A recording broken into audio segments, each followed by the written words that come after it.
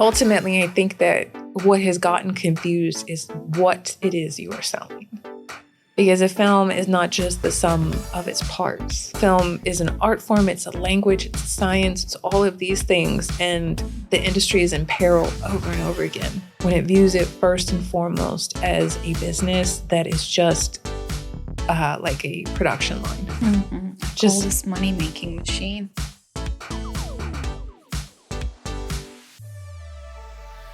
Yes, because what you're doing is you're getting money. I don't know. You're getting money kind of quickly, I guess. Oh, I guess. Yes. But you're not actually getting all the money that you could be getting if you just let a director do it right. Because all you're focused on is like selling the tickets, right? Films that people love make money for decades. You know, and as well as other forms of art, you know, like my son is into Sandman right now, like Neil Gaiman's comic book series that's like 30 years old, still selling copies, still finding new readers, new fans, teenagers are still picking it up and buying every single thing.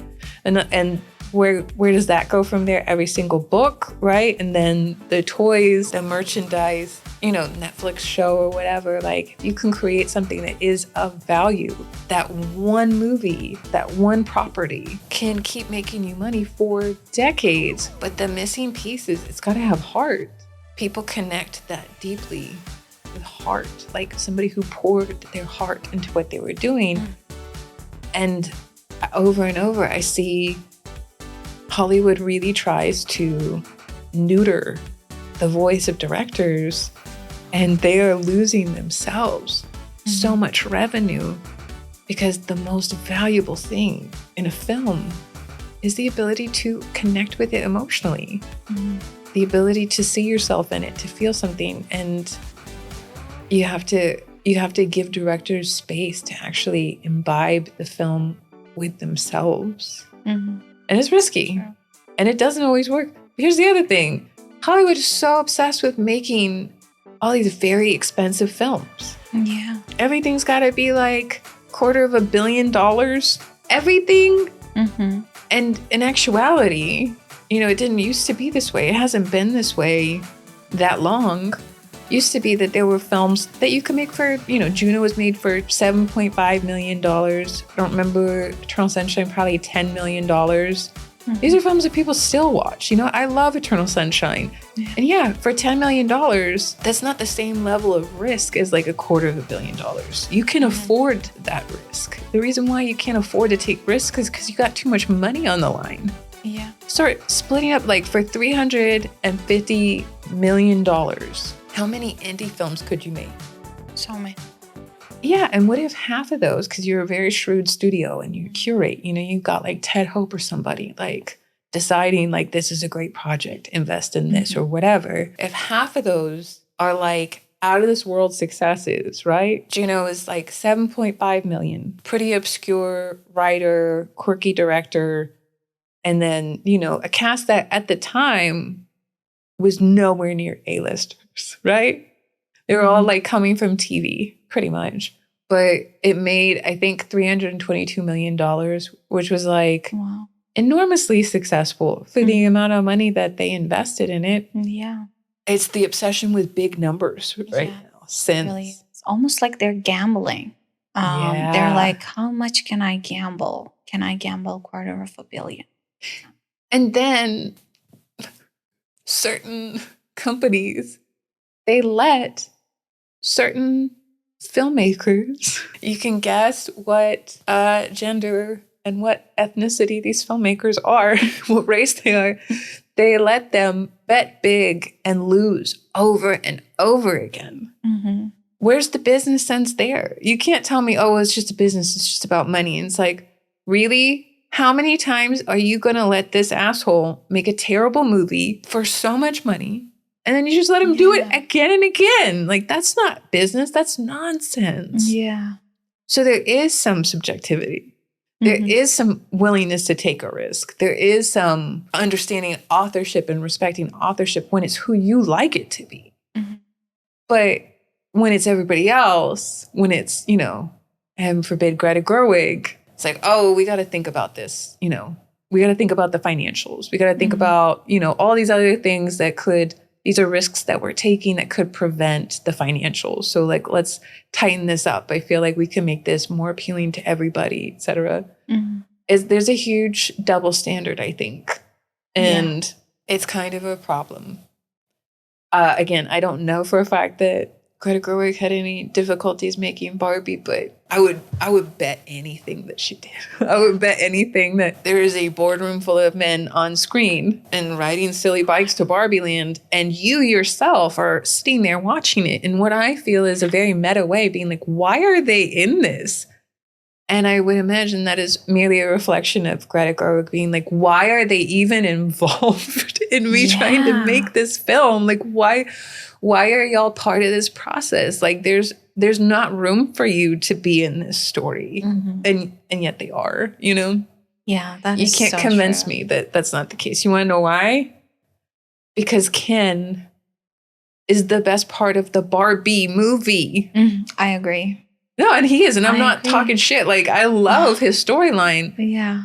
But the movie's called Barbie. Exactly. She should have a story. Yeah, that was my problem with Barbie. I was like, this is a woman is getting like all these people talking to her, and she's just getting Passive. Yeah, very passive. That's what I was talking about on one of my videos on YouTube, like how the protagonist is supposed to be actively working towards a goal. Like that's the basis of screenwriting, in my opinion. Basics, yeah. Very Bare minimum. basic, yes. Yet, I wonder if there was maybe a thematic connection in terms of like women do get affected by society, and we're trying to like find ourselves while so many voices tell us how we should behave, how we should talk, how we should exist. But still, I enjoyed Ken more, and it shouldn't be the case. Definitely agree. I also feel that with Barbie in particular, like there was a much bigger story there. And there's all the DNA there still for what would have been a far more accurate feminist representation film. Like it's all there. It is all there. It's just at random, it doesn't connect the way that you would want it to in order for it to actually say something about first person feminism. And to me, when I see that, I think, who came in here and messed this up for her? That's what I think too. And that's what network notes are, just for the record. Network notes are like, okay, I see what you were doing, but can you just change all these things? Yeah. And I swear I have no proof of this, no evidence, but I can see it in Star Wars films. I can see it across the board. And I'm like, I bet you anything. These are network notes. And there's a boardroom full of dudes who are competing for something to say. Yeah. And then you have to change your film based on what they say? Absolutely not.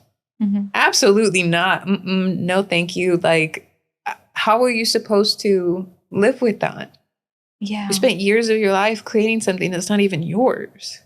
Yeah. And one might say, oh, well, they paid for it, so it's theirs. No, they paid you to be the author, though.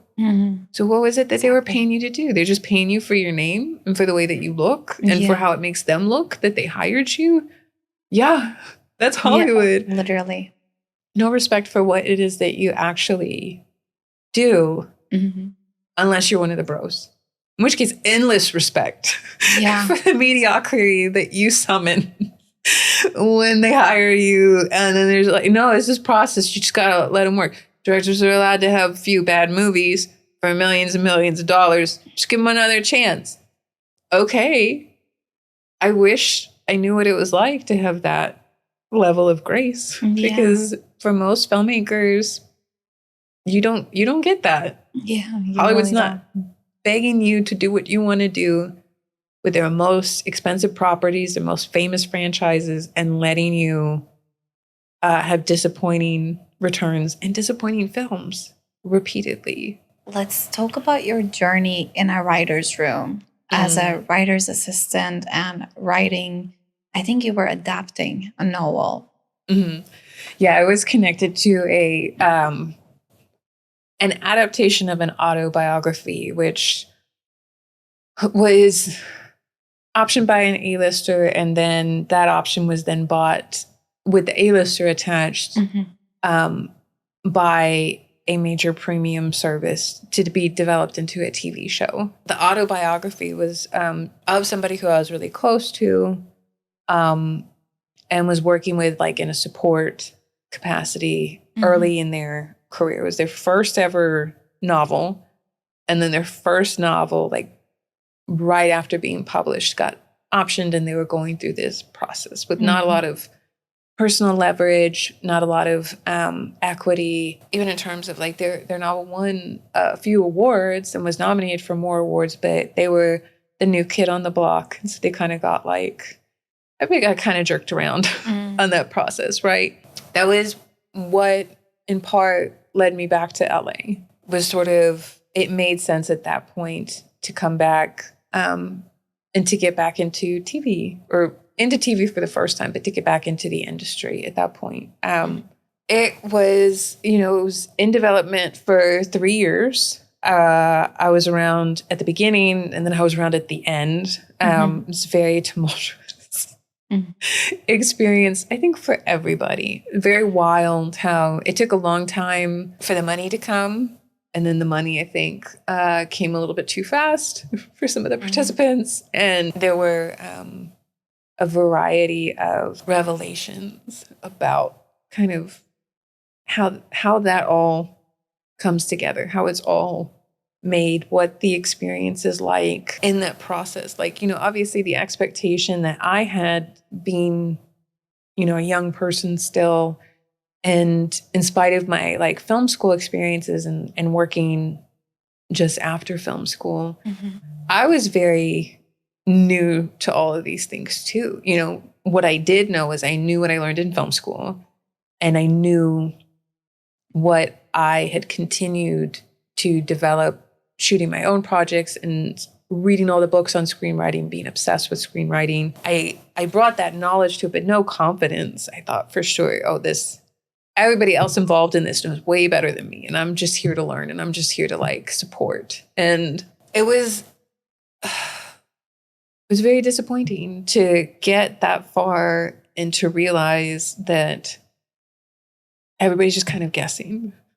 You would expect some firm leadership, some strong instincts, people to, you expect that person behind the desk who's just like the visionary. This is what we're doing. This is what it's going to look like. And it's going to be great. And I'm going to rally everybody, and we're going to shake the trees. And this is going to be like the next big thing. And the reality of it is, when you unpack that kind of development deal, when you have an A-lister attached as a principal who's also now going to be a creator, showrunner, one of the showrunners, I learned that in hindsight, it's almost better to have the opposite, because you have the main driving force in your project has a million other things going on. And this is just one of them. This is just one of several projects, right? That they have all these fishing lines in the water. And so everybody's just kind of waiting to see like, okay, well, what's going on? Like, and there's this feeling like, has the world moved on from this? Like, is stuff still happening with this? And meanwhile, that individual is flying all over the world and doing all kinds of awesome things, and like, more power to them. Like, I wish that were me, But while they see the value and they have interest and they bring so much equity to the project, it's a game of like trying to race their other projects to see like what is going to pick up momentum. But if you're working with individuals like, the author and screenwriter didn't have any experience, right?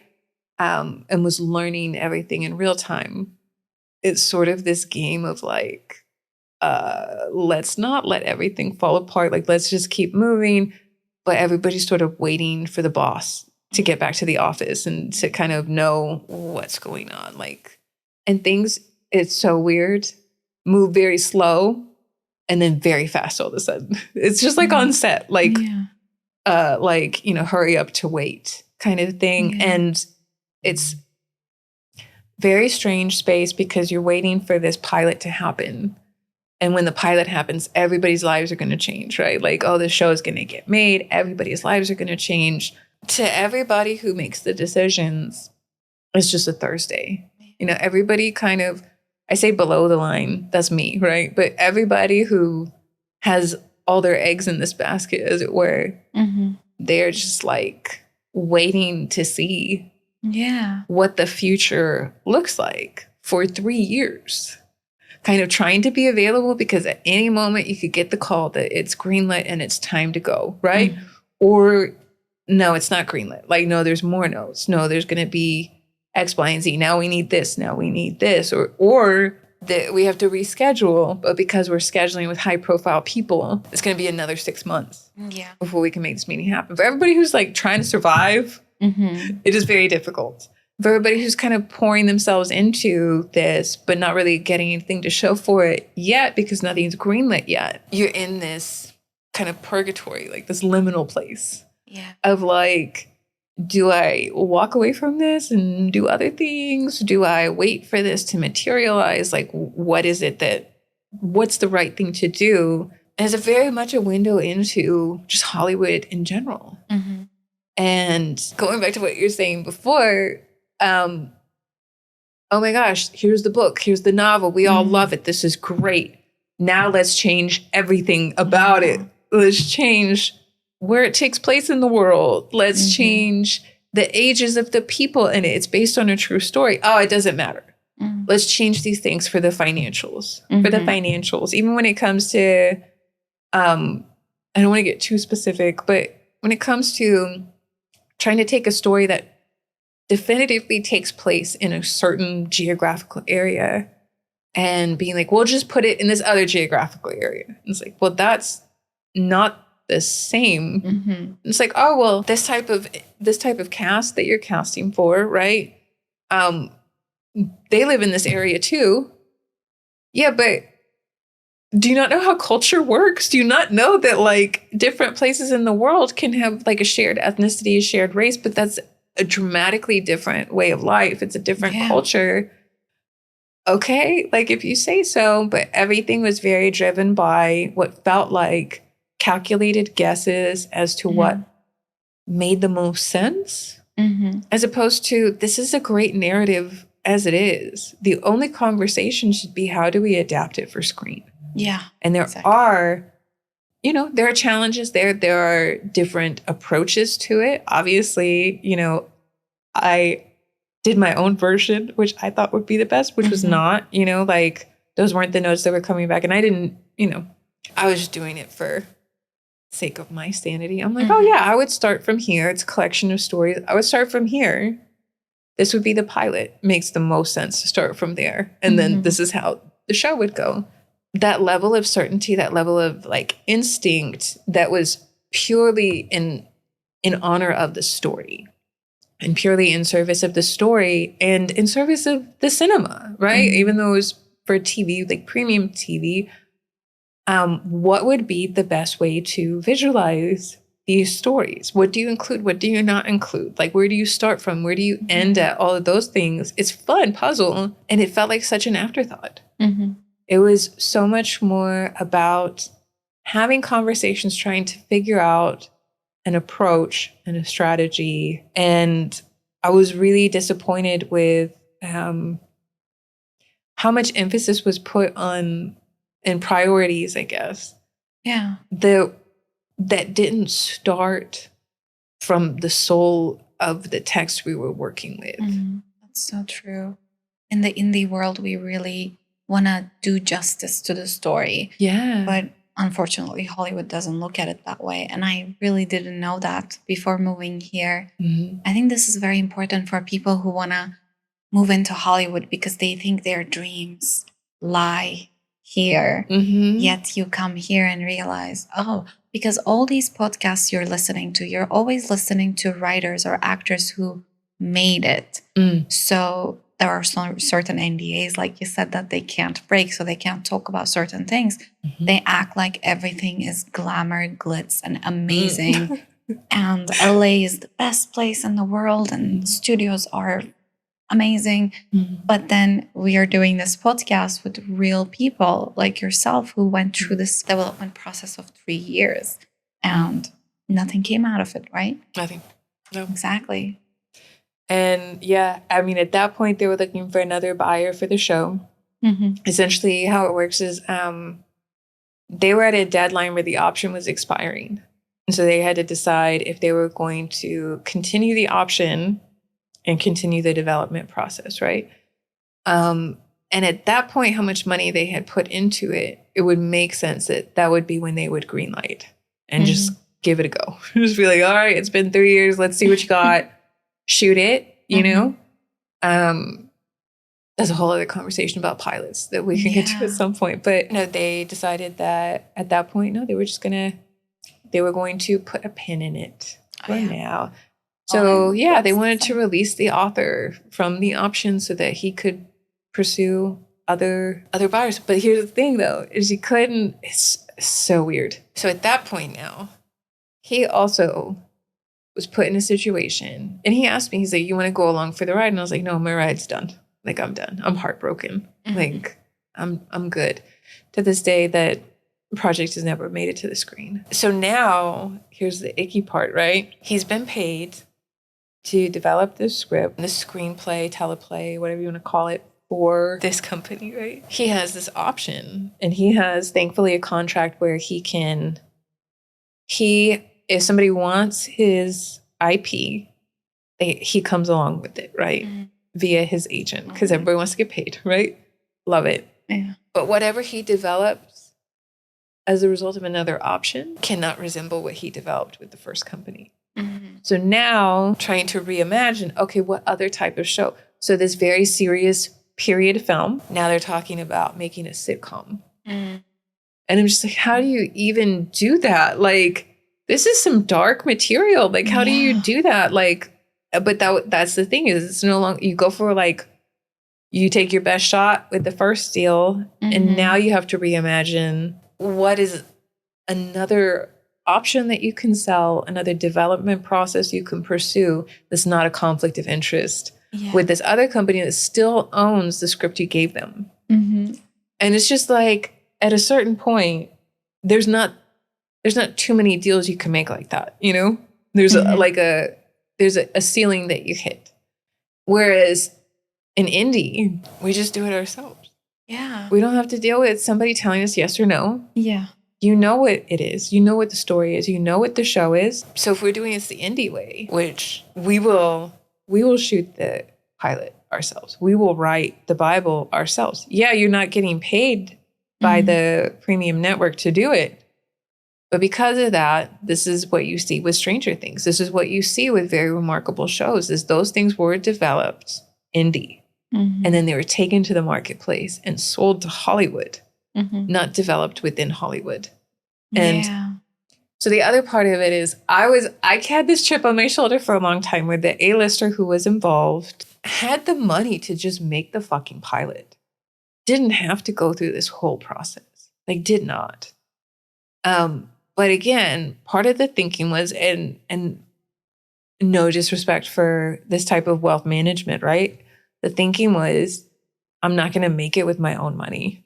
I'm going to make it with, I almost said their name, with premium companies' money.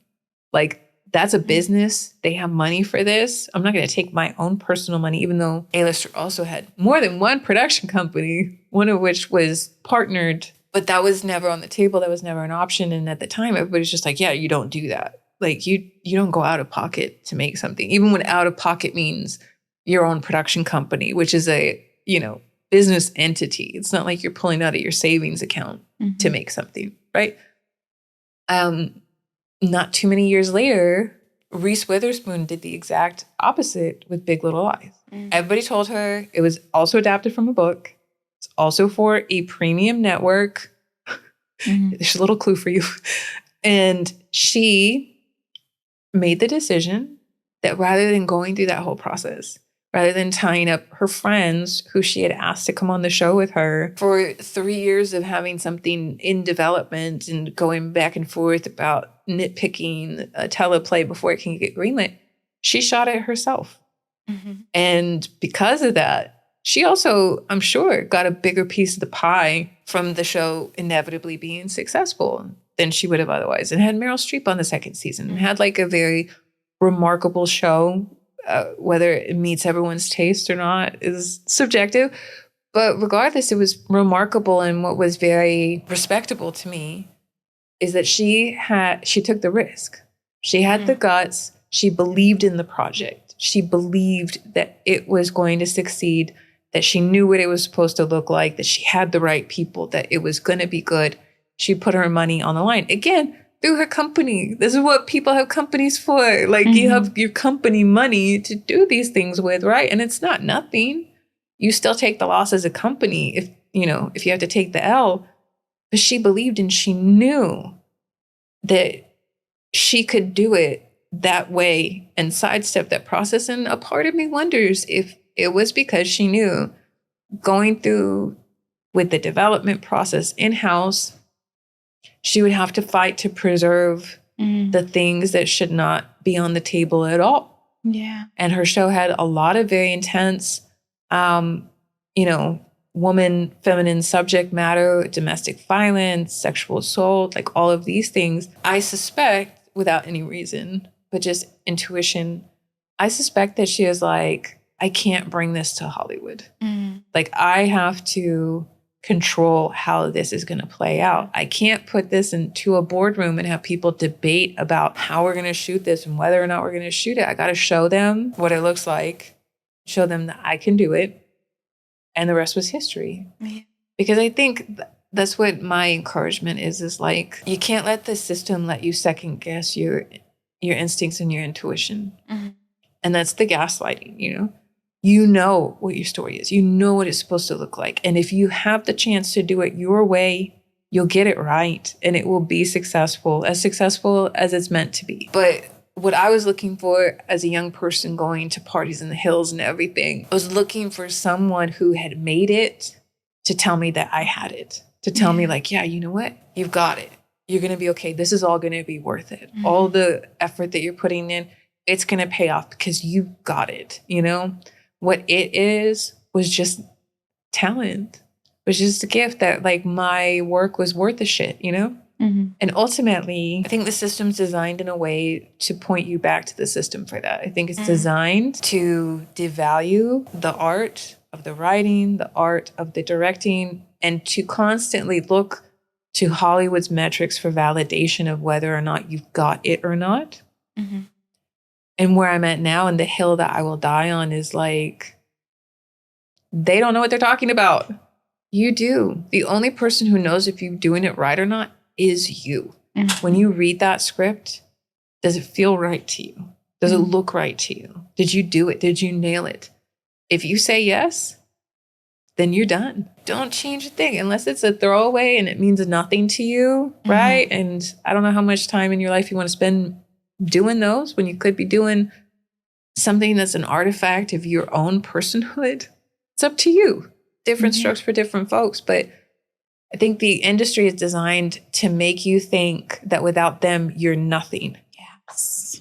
And the opposite is true. The opposite is true where you see over and over again, oh, that movie was so disappointing. I can't believe I wasted my time because they can't do it without us. And ultimately, anytime somebody says, I'm going to do this without Hollywood, the gaslight is like, oh yeah, because you couldn't make it in Hollywood.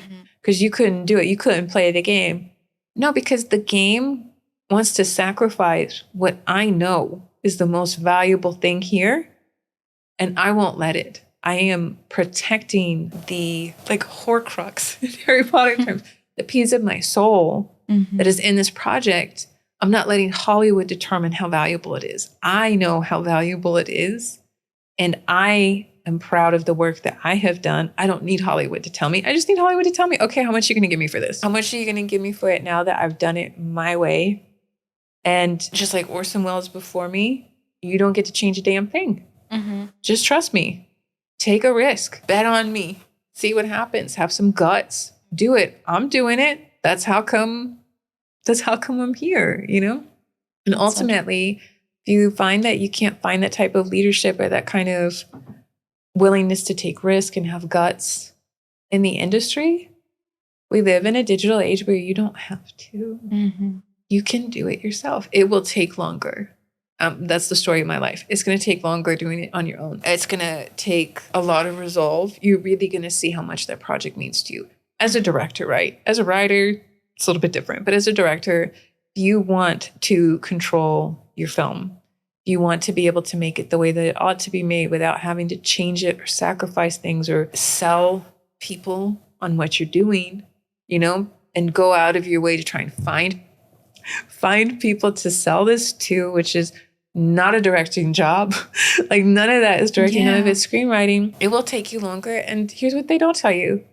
It's just like cooking. Sometimes when things take longer, they're better in the end. Mm-hmm. They really are. How long should a film take? However long it takes. However long it takes to get it right. All these ideas about like what the process should look like, just throw them out the window. It's your house. It's your home. It's your film. It looks like what you need it to. It takes as long as you need it to. The only bottom line when it comes to indie filmmaking is, are you done? Mm-hmm. Are you able to take your hands off and be like, yeah, that's it. Mm-hmm. Like, that's my film. That's what it looks like. That's what it sounds like. And now there is a part of me that will exist after I'm gone. That's beautiful. That's pretty much it. I mean, I hope that people know at this moment in time how empowered they are to do anything that you wanted with Hollywood without Hollywood. Mm-hmm. And it hasn't been that long that was true. And I feel like part of what we see in the decline of quality in Hollywood may be owing to that. It may be owing to the fact that a lot of people are not getting in line to do the never-ending internship auditioning to be able to maybe kind of have a shot at maybe being able to do something when we know that you can make an award-winning film on your phone. When we know that you can find everything you need to know online about how to do any of these things. If you know what questions to ask, you can do these things, right? And I think it really is a reflection of everything that's going on with the American economy right now, too, where people talk about a labor shortage. Really, it's people who are just not willing to have so little in return for how much is expected. Mm-hmm. And perhaps a lot of people are not so willing in Hollywood to open the door for new voices. And so, but life finds a way. And so people will find a way to be heard and to make their films. I see a lot, having gone back to school, there's still so much talk about like things you have to put up with in Hollywood. Like, oh, you got to put up with this. You have to do this. And like, this is, how you pay your dues. And like, I love the idea and identify with the idea of paying your dues. Mm-hmm. I don't identify with the idea of accepting abuse. Yeah.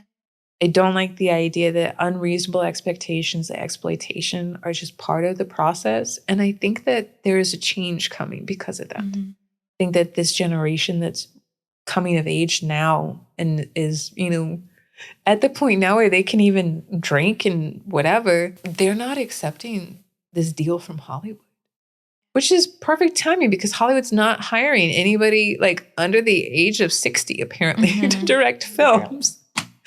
And they're just de-aging old men to play parts for young people as if there was a shortage of young people trying to act. And I think that a chasm is forming and has formed between the mainstream and the indie. And the indie is where this began with you and I. Mm. Indie is the resistance. It is, the way that y'all are doing this, it is unfair. It is oppressive. It is overreaching. You ask so much and give so little. And every year it recedes and recedes like an occupation. Like, this is not okay.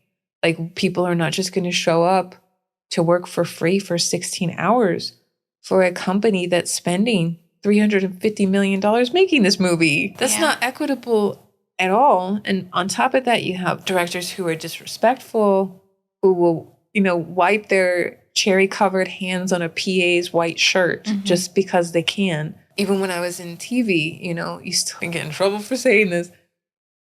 You still have executive producers who are constantly screaming at their employees, screaming at them. And you are an employee there, and you have to stop in your tracks and listen to see if the screaming is coming from your boss or the boss of the other shows before you can feel safe going back to work. As if this is like normal, as if somebody's life is on the line, and it's not. Like, it's not okay. And the same executives throwing things at people because they're mad. Like, in what other industry would that ever be acceptable? Yeah. Like, you would get fired so fast, you get criminal charges. But this gaslight of everybody going back to their desks and reminding each other and themselves of how lucky we are to be here, because there's so many people who want this job. Yeah, but they don't want a lamp fucking thrown at them. They don't want to be screamed at. Nobody wants this. And there's coming to a point now where that is fading. Like, the power of that is fading. And the industry is cannibalizing its own production. I know so many people who haven't worked in TV. Every single day, somebody's posting about what career pivot they're doing because they're exiting TV because there just aren't any jobs. And why aren't there any jobs? Because of greed. And that was the case before inflation, before COVID. There was always, every season, you have a successful show. How can we pull more money out of the budget? How can we cut schedules to be shorter and shorter so that you're giving me the same product, but less time? So I'm pocketing more of the money instead of paying you. And me, the pocket it's all going into, I have nothing to do with making the show. Like, I'm just the mogul. I'm just the person who is, selling shows because I have a special pass card in the Hollywood system that you don't have. So even though it's your show that you guys make, you do the day-to-day decisions, you flesh out the story, you make it happen, I've got the golden ticket of being able to have accessibility to pitch. So the money's mine. It's capitalism, right? And it's fine, but people just aren't into it anymore. So where do the storytellers go? Where do people go to make art? Where is it that people are going to find the ability to experience stories that give them some emotional connection? It's indie. It really is. We were talking about like Joker and Come On, because Joaquin Phoenix plays in too. And if you ask me about Joker, of course I know the story, but I don't remember exactly what happened. But Come On. You're lucky. Yeah. You're lucky you don't remember what happens in that film. Yeah. But Come On is like a black and white, very low budget, very slow movie. Yet it made me feel so much that even though I watched it maybe 3 or 4 years ago, I still remember so many things from, not only from the movie, but also how it made me feel. I'm so deeply impacted by it. I'm deeply moved that I'm still thinking about that. It's living in your head still. Yes. Yeah. Yep, that's the difference. And that's the piece that Hollywood takes out. And they're like, we don't need that. And you're like, are you kidding me? Like, no, put that back in. Like, you need that. No, it doesn't make any sense to me. Of course it doesn't make sense. It's not about cognition. It's about soul. It's about feeling. Like, I can't explain this to you in dollar signs, but you got to do it this way. That's because it's made by an artist. Yeah, capitalizing on an artist is the biggest issue here. I realized since I moved here, not since I moved here, but after pandemic, something hit me and I realized they're taking art from the artist and making it into something so empty. And putting a lot of labels on it, the star attached, the blah blah attached, director attached, writer attached. And they're packaging it in a way that it appeals to the audience to go and watch the film, like you said. But then after watching, it's like, why did I waste 2-3 hours of my life for this? And you don't even remember. You don't even remember. That's why, in the immortal words of Marilyn Monroe, she said, Hollywood is the place where they'll give you $1 million for a kiss and 50 cents for your soul. And it's really true. It is an abiding truth. And that exactly that is what I think we do a disservice when we teach people to sell films instead of to tell stories. Mm-hmm. I remember, I think I've had this experience so many times, but the one that hits me is Snowpiercer, where, and it's like an action movie, and that's not normally my genre of film. I remember that movie just lived in my mind for days. It's probably my favorite movie of all time. It's amazing. It's one of my favorites too. And like, I remember how deeply I was impacted by it, how expertly I was pulled along on this journey